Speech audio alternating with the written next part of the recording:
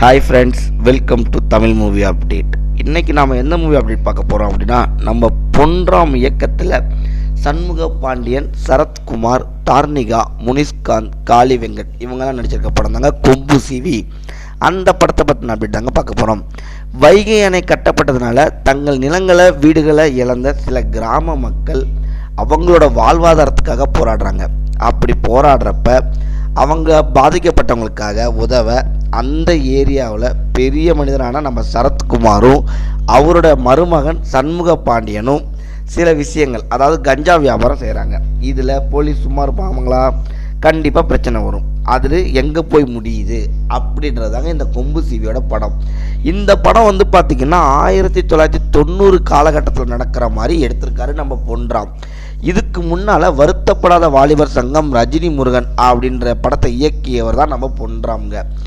இந்த படத்தில் அவர் என்ன சொல்ல வர்றாருன்னா, அவர் படங்களுக்கே உரியான நம்ம தென் மாவட்ட கதைகளத்தை அவருக்கே உரியான காமெடி கலந்த தெனாவெட்டாக இருக்கும் கேரக்டர்களை இந்த படத்தில் நிறையாவே யூஸ் பண்ணியிருக்காருங்க. அவரோட நக்கல், நையாண்டி இதெல்லாமே இந்த கொம்பு சிவியில் இருக்குங்க. ஏகப்பட்ட கிராமத்து மனிதர்களை இந்த படத்தில் காமிச்சிருந்தாலும், ஆனால் அடாவடியாக இருக்கிற நம்ம மாமாவாக வரும் சரத்குமாரும் அவருடைய அட்டகாசம் செய்யும் மருமகனாக ஒரு சண்முக பாண்டியனும் சம்மந்தப்பட்ட சீன்கள் தான் ரொம்ப அதிகமாகவே இருக்குது இந்த படத்தில். அது மட்டும் இல்லாமல் இந்த படத்தில் ஹீரோயின் வந்து பார்த்திங்க அப்படின்னா ஒரு போலீஸ் இன்ஸ்பெக்டராக வராங்க.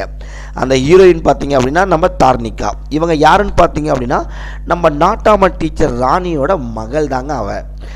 இவங்க வந்து பார்த்திங்க அப்படின்னா ஒரு ஹீரோ மேலே லவ் வருது. போலீஸ் துறையினால மாமா மருமகனை ரொம்பவே டார்ச்சர் பண்ணுறாங்க. இது வந்து ஆந்திரா பக்கம் உடனே கதை மாறுது. அங்கேயும் போயிட்டு கஞ்சா வியாபாரம் பண்ணுறாங்க. இந்த படத்தில் ஏகப்பட்ட கஞ்சா வியாபாரம், போலீஸ் காட்சிகள், அதோட துரத்துறதல் அது மட்டும்தாங்க ரொம்ப அதிகமாகவே இருக்குன்னே சொல்லலாம். நம்ம கிராமத்து இளைஞனா முந்தைய படங்களை விட இந்த படத்தில் நல்லாவே நடிச்சிருக்காருங்க நம்ம சண்முக பாண்டியன். அவரோட காதல் காட்சியாகட்டும், ஆக்ஷன் காட்சியாகட்டும் எல்லாமே பர்ஃபெக்டாக பண்ணியிருக்காருங்க.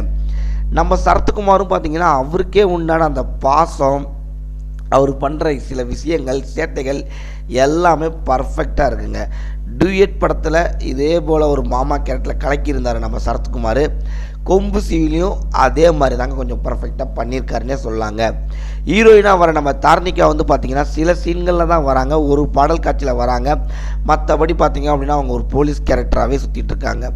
நம்ம பழைய பொன்ராம் படத்தில் இருந்த மேஜிக், அந்த காமெடி வந்து கொஞ்சமே மிஸ் ஆகுதுன்னே சொல்லாங்க. அது மட்டும் இல்லாமல் அவங்க தேனியை காமிச்சிருக்க கேமராவில் வந்து காமிச்சிருக்க ரசனைகள் வந்து பார்த்திங்க அப்படின்னா ரொம்பவே அதிகமாக இருக்குங்க. நம்ம யுவன் சங்கர் ராஜா நிறையா பண்ணியிருக்காரு மியூசிக், பட் இந்த படத்துக்கு அந்த அளவுக்கு எடுத்து கொடுக்கலன்னு தாங்க சொல்லணும். பொன்ராமோட முந்தைய படத்தில் வந்து பார்த்திங்க அப்படின்னா அதை பேஸ் பண்ணி நீங்கள் போனீங்க அப்படின்னா கொஞ்சம் ஏமாற்றமாக தான் இருக்கும். இதில் ஓரளவுக்கு தான் பண்ணியிருக்காரு காமெடி அந்த இதெல்லாமே. பட் கதைக்களம் வந்து பார்த்திங்க அப்படின்னா மாமா மருமகன் இவங்களை சுற்றியே தான் நகரும். மறக்காமல் இந்த படத்தை பாருங்கள். பார்த்துட்டு உங்களோட கமெண்ட் என்னென்னு கமெண்ட் செக்ஷனில் கமெண்ட் பண்ணுங்கள், லைக் பண்ணுங்கள், ஷேர் பண்ணுங்கள். Thank you friends.